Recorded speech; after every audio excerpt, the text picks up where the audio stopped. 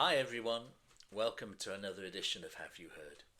My name's Richard, and if you've watched any of our videos before, you will know that what we're trying to do on this particular channel is to identify great songs that don't get too much love and attention through the reaction channels on YouTube.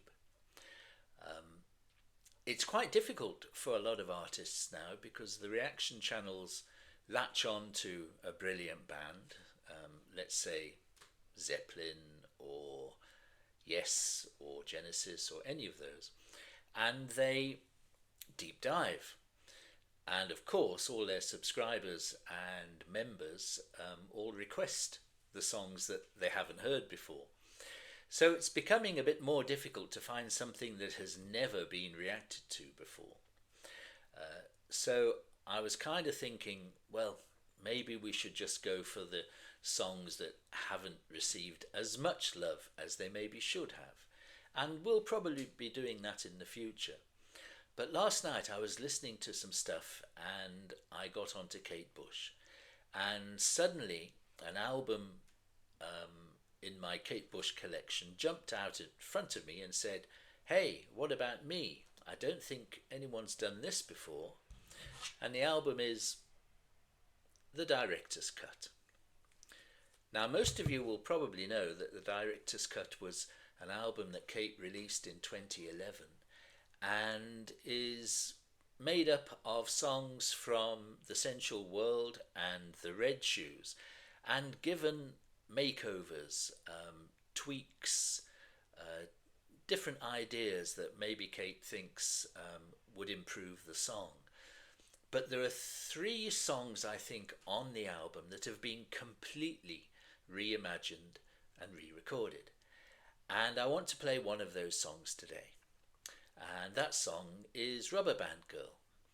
Now, we all know Rubberband Girl from the Red Shoes, and it was released as a single, and it was, I know over here in the UK, it was a pretty big hit. But listening to it again last night, the director's cut version, it is a completely different song. And I figured surely nobody on YouTube has reacted to this version before. I haven't bothered to go looking because on all my scrolling before I haven't seen it. So let's hope that that's the case. But let's listen to the song now. It's an amazing listen because it's completely different to the original in so many ways. And we'll talk about that afterwards. So let's go.